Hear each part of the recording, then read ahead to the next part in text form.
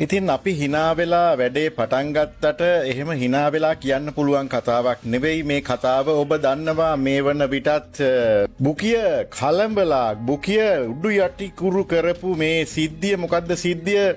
මෙන්න මේ Facebook live එකක් ඇවිල්ලා ගෙල වැළදාගත්ත තරුණයාගේ සිදුවීම. ඉතින් මේ සිදුවීම සිද්ධ වෙලා තියෙන්නේ 12 වෙනිදා, ඒ කියන්නේ ඊයේ රාත්‍රියේ. ඉතින් මේ තරුණයා තමයි දිනේෂ් විජේවර්ධන කියන මෙන්න මේ තරුණයා අවුරුදු 35යි වෙන්නේ. ඉතින් දකුණු කොරියාවේ රැකියාව නිම කර මෙරටට පැමිණ සිටි තරුණයෙකු Facebook ඔස්සේ සජීවීව සම්බන්ධ වෙමින් සිටියේදී සිය දිවි හානි කර ගැනීමේ අවාසනාවන්ත පුවත අද මාධ්‍ය පවා වාර්තා කරලා තියෙනවා. ඉතින් ඔබත් දකින්න ඇති එය. ඉතින් කෙසේ වෙතත් කිසිවෙකුත් නොසිතූ මොහොතක ඔහු සජීවී විකාශය ක්‍රියාත්මක කරා. සජීවී විකාශය ක්‍රියාත්මක වෙමින් පවතින මොහොතේ තමයි මොහු මේ අවාසනාවන්ත සිද්ධිය කරගත්තේ. ඉතින් මෙම ඛේදවාචකය තවදුරටත් සංවේදී කරමින් සිදුවී සුළු මොහොතකින් ඔහුගේ මව එම ස්ථානයට පැමිණෙන අයුරු සහ ඇය හඬා වැටෙන අයුරු ඔබ ඒ සජීවී විකාශයෙන්ම දකින්න නැති කියලා තමයි කියන්න තියෙන. ඉතින් මේ විදියට ඔහු 12 වෙනිදා රාත්‍රියේ සිදු වූ මෙම සිදුවීමේදී මේ අදාළ තරුණයා මුලින් ඉතා සුහදශීලීව සිනාසෙමින් සිය හිතවතුන් සමග අදහස් හුවමාරු කරගෙන තිබෙන බව තමයි මෙහි කියවෙන්නේ. ඉතින් ඔබත් එය දකින්නත් ඇති සමහර විට, නැත්නම් ඔබට දකින්න හම්බ වේවි. ඉතින් ඔක දැක්ක කියලා ඇති වැඩක් නැහැ. ඒ වගේ දේවල් අපේ ඇස් ඉදිරිපිට නොපෙනේවා කියලා තමයි අපිට ප්‍රාර්ථනා කරන්න තියෙන්නේ. ඉතින් සිදුවීම මොන සිදුවීම වුණත් මොහුට ගෙල වැළදා ගන්න, මොහුට දිවි තොර කරගන්න තිබෙන ප්‍රශ්නය මොනතරම් බැරෑරුම් වුණත් මීට වඩා, ඒ කියන්නේ ඇත්තටම හිතුවොත් තමන්ක මොහොතක් හිතුවනම් ඊට වඩා ඒ වගේ ප්‍රශ්නකින් දැවෙන මිනිස්සු මේ ලෝකේ ඕන තරම් ඉන්නවා. ඉතින් ඒක තමයි කියන්න තියෙන. කෙසේ වෙතත් අපි මොන දේ කිව්වත් ඒ අවස්ථාවේ ඔහුට එන සිතුවිල්ල, ඒ සිත, ඒ පහළ වෙන සිත තමයි ඔහුට මේ සිදුවීමට මුල් වෙන්න හේතු වෙන්නේ. ඉතින් මේ තරුණයාගේ දේහය මේ වන විට ඇල්පිටිය රෝහලේ මෘත ශරීරාගාරයේ තැන්පත් කර ඇති අතර පොලිසිය මේ සම්බන්ධව වැඩිදුර විමර්ශන කරන බව තමයි කියන්නේ. ඒ වගේම මේ තරුණයා කරන්දෙනිය තල්ගහවත්ත ප්‍රදේශයේ පදිංචි තරුණයෙක්. අවුරුදු 35යි මේ තරුණයාගේ වයස. ඉතින් මේ සරණ ගැන ඔන්න කියන්න දේවල් ටිකක් තියෙනවා. මේ සරණ ගැන පුවත් ඉතින් පහුගිය කාල සීමාවෙම ඇහුවනේ නේ. සරණගේ වගතුග හරිද? බිරිඳගේ නිවසත් ලොතරැයි මණ්ඩලයට ලක්ෂ 19කට කුලියට අරගෙන උසාවියේදී හෙළි වෙලා තියෙනවා. ඉතින් කොහොමද ඒක? මේ සංවර්ධන ලොතරැයි මණ්ඩලය සතුව මහරගම ප්‍රදේශයේ අමතර ගබඩා පහසුකම් දෙකක් සහ යූනියන් පෙදෙසේ විශාල ඉඩමක් තිබියදී ඉතිරිවන ලොතරැයිපත් ගබඩා කිරීමේ මුවාවෙන් මාදිවල ප්‍රදේශයෙන් අනවශ්‍ය ලෙස නිවසක් කුලියට ගෙන ඇති බව හෙළි වෙලා තියෙනවා. ඉතින් මෙම අනාවරණය සිදු වූයේ මණ්ඩලයේ හිටපු සභාපතිවරයා මෙන්ම හිටපු නියෝජ්‍ය ඇමතිවරයෙකුද වන සරණ ගුණවර්ධනට එරෙහි පවරා ඇති දූෂණ නඩුව කොළඹ මහාධිකරණය හමුවේ නැවත විභාගයට ගත් අවස්ථාවේදී කියලා කියනවා.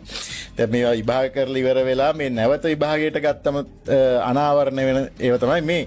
ඉතින් මහාධිකරණ විනිසුරු රශාන්ත ගොඩවෙල මහතා ඉදිරියේ මෙම නඩු විභාගය පැවැත්වුණු අතර දැනට වෙනත් වරදක් සම්බන්ධයෙන් වසර 16ක සිර දඬුවමක් විඳමින් සිටින විත්තිකාර සරණ ගුණවර්ධන දැඩි ආරක්ෂක රැකවල් මැද අධිකරණයට ඉදිරිපත් කරලා තිබුණා. ඉතින් නඩු විභාගයේ ආරම්භයේදී විත්තිකරුට එරෙහිව පවරා ඇති අධිචෝදනා 6ක් විවෘත අධිකරණයේදී කියවා දෙන ලදී කියලා තමයි කියන්නේ. ඉතින් එම චෝදනා Taman පිළිගන්නේදයි අධිකරණය විමසු අවස්ථාවේදී විත්තිකරු ප්‍රකාශ කළේ Taman එම සියලු චෝදනාවලට නිවැරදිකරු බවයි. ඉන් අනතුරුව පැමිණිල්ලේ සාක්ෂි විමසීම ආරම්භ කෙරුණා.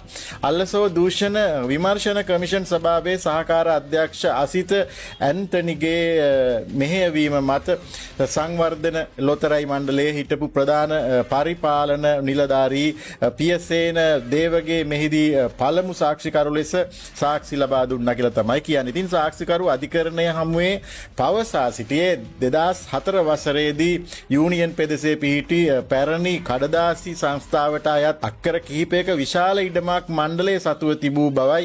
එමෙන්ම මහරගම ප්‍රදේශයේද අමතර ගබඩා දෙකක් පවත්වාගෙන ගොස් තියෙන බවයි. ඉතින් එසේ තිබියදී විත්තිකරු සභාපති ධූරයේ දරූ 2006 අගෝස්තු 1 වෙනිදා සිට 2007 ජුනි 30 වෙනිදා දක්වා කාලය තුල ඔහුගේ එවකට බිරිඳ වූ කුමාරි අබේ වික්‍රමට අයත් මාදිවෙල නිවසක් වෙනත් අයෙකුට පවරා පසුව එම පුජ්‍යලයාගෙන් ලොතරැයි මණ්ඩලයට කුලියටගෙන තිබෙන බව තමයි කියන්නේ. ඒ පොඩි කොහොමද ඒ ගාපු වංගුව.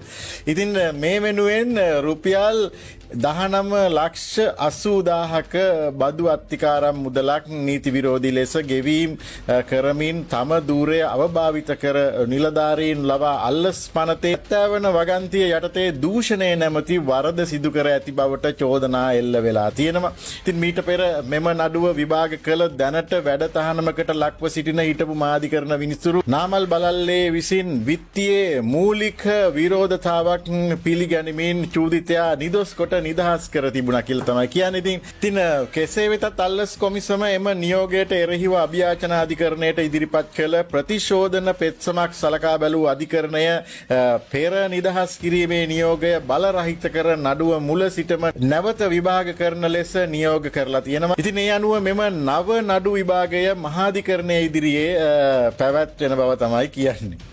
මේ මීගමුව බන්ධනාගාරයේ පසුගිය 6 වෙනිදා සිදු වූ ගැටුම අතරතුර පහරදී අමානුෂික ලෙස වදදී නිලධාරීන් 8 දෙනෙක් ඝාතනය කරපු කාරණාව දැන් ඔබ දන්නවා. ඉතින් රැඳවුවන් හඳුනා ගැනීමට විමර්ශන මේ වන විට සිදු වෙමින් තමයි පවතින්නේ.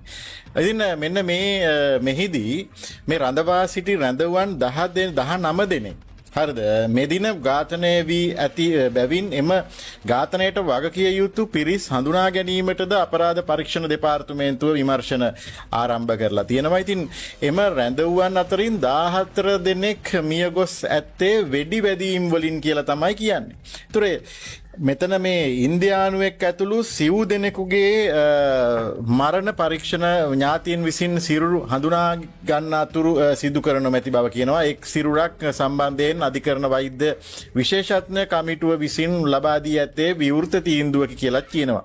ඉතින් වෙඩිවැදී මියගිය රැඳවුවන්ගේ සිරුරු වල තිබී හමු වූ මූනිස්සම් අධිකරණය නියෝගයකින් රස පරීක්ෂක වෙත යොමු කරලා තියෙනවා.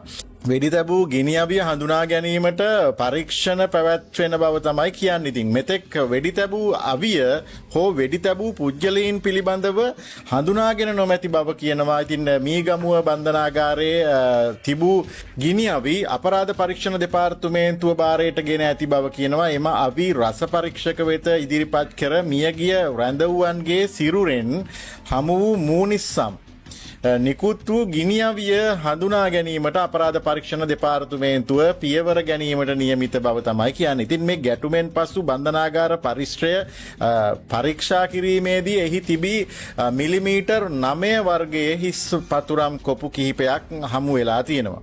ඉතින් මෙම පතුරම් යොදනු ලබන්නේ පිස්තෝල අවිවලට කියලා තමයි කියන්නේ. පසුගිය 6 වෙනිදා බන්ධනාගාරයේ ගැටුම ඇතිවෙන අවස්ථාවේදී බන්ධනාගාරයේ ප්‍රධාන දොරටුව ඉදිරිපිට සිට ලෑලි දොර කවුළුවෙන් T56 අවියකින් වෙඩි තිබූ බන්ධනාගාර නිලධාරියා හැරුණු කොට කිසිදු නිලධාරියෙක් වෙඩි නොතැබුව බවත් වෙඩි තැබීමට බන්ධනාගාරය සතු ගිනි අවි භාවිතා කර නැති බවත් බන්ධනාගාරය පාර්ශවයෙන් පවසන බව උසස් පොලිස් නිලධාරියෙක් පවසනවා. ඉතින් ඒ අනුව මේ වෙඩි තැබූ පුජ්‍යලයන් සහ ගිනි අවි හඳුනාගෙන ඇති බව තමයි පොලිසිය කියන්නේ. ඒතර පස්වෙනිදා බන්ධනාගාරය තුල නොසන්සුන් තත්වයක් ඇති කර වූ රැඳවියන් දෙදෙනෙක් ඝාතනය වන අවස්ථාව වන විට බන්ධනාගාරය තුල වූ අවි ගබඩාවේ තිබූ සියලුම ගිනි අවි ආරක්ෂිතව ඉවත් කරගත් බවද බන්ධනාගාරයේ පාර්ශවයන් සඳහන් කරනවා. එසේනම් මිලිමීටර් 9 හිස් පතුරම් කොපු බන්ධනාගාරය තුලට ආකාරයේ රස පරීක්ෂක විසින් සිදු කරනු ලබන විමර්ශන වලින් තහවුරු වනු ඇතැයි පොලිසිය විශ්වාස කරනවා. ඉතින් දොරටුව ඉදිරිපිට සිට නිලධාරීන් නිලධාරියා හැරුණුකොට කිසිදු බන්ධනාගාර නිලධාරියෙක් වෙඩි තබා ඇති බව සඳහන් නොකරන බැවින් රැඳවුවන්ට වෙඩි තැබූ අය විමර්ශන ඔස්සේ හඳුනා ගැනීමට පොලිසිය පියවර ගනිමින් සිටින බව තමයි මේ මොහොතේ වැඩි දුරටත් සඳහන් වෙන්නේ. ඉතින් මීගමුව බන්ධනාගාරයේදී රැඳවුවන්ගේ පහර කෑමට ලක්ව ඝාතනය වී ඇත්තේ බන්ධනාගාර හදිස්සි ප්‍රතිචාර උපක්‍රමික බලකායේ නිලධාරීන් 8 දෙනෙක් තමයි. තොර තවත් කිහිප දෙනෙක් තුවාල ලබා ප්‍රතිකාර ලබන බව කියනවා. මෙම නිලධාරීන් වැලිකඩ සිට මීගමුවට පැමිණ ඇති බව කියනවා. රැඳවුවන් මෙම නිලධාරීන් ඉලක්ක කරගෙන පහර දී ඇති බව දකින්නට ඇති බව පොලිසිය පවසනවා. ඒ සම්බන්ධයෙන්ද මේ වන විට අපරාධ පරීක්ෂණ දෙපාර්තමේන්තුව සිය අවධානය යොමු කරලා තියෙනවා කියලා තමයි වැඩිදුරටත් මේ අපි කියන ලිපියෙන් වාර්තා වෙන්නේ.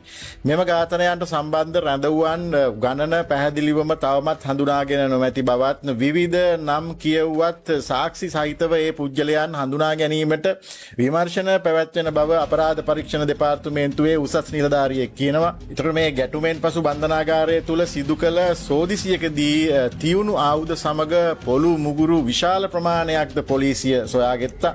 ඉතින් පිහි මන්න කතුරු නියන් ඒ අතරතුර තිබලා තියෙනවා. ඉතින් ඇතැම් ආයුධ මුළුතැන්ගේ තිබූ ඒවා වන අතර තවත් ආයුධ රැසක් රැඳවුවන් විසින් බන්ධනාගාරය තුලදී නිෂ්පාදනය කරපු ඒවා කියලා තමයි කියන්නේ. ඉතින් ඒ විදිහට පෙනී යන බව කියනවා. එම ආයුධ රැස් කර තබා ගැනීමෙන් සැක කරනු ලබන්නේ රැඳවුවන් යම් කලහකාරී සිදුවීමකට කල්තියාම සූදානමින් සිට ඇති බවත් එහෙම පෙනී යනවා කියලා මේ කියනවා. බන්ධනාගාරය තුල මෙවැනි ආයුධ රැඳවුවන් රැස් කර තබා ගැනීමද ගැටලුවක් බවත් ගැටුමට පෙර සිදු කර සෝදිසි කිරීම් වලදී එම ආයුධ හමු වී නොමැති කමත් පොලිසියට ගැටලුවක් වී ඇති බව කියනවා. මේ සියලු කාරණා ඉදිරියේදී අධිකරණය හමුවේ කරුණු දක්වමින් වාර්තා කිරීමට අපරාධ පරීක්ෂණ දෙපාර්තමේන්තුව සූදානමින් සිටින බව කියන්නේ. ඉතින් රැඳවුවන්ගෙන් මෙන්ම බන්ධනාගාර නිලධාරීන්ගෙන් සාක්ෂි සටහන් කර ගැනීමේ මේ දිනවල සාක්ෂි සටහන් කර ගැනීම සිදු කරනවා. ඉතින් අපරාධ පරීක්ෂණ දෙපාර්තමේන්තුව සඳහන් කරන්නේ ඒ විදිහට. ඉතින් දිනමින වාර්තාවක් උපුටා දක්වමින් තමයි අපි ඔන්න ඒ ගැන ඔබට අරගෙන ආවේ. This is a breaking news from Rankin Sabah.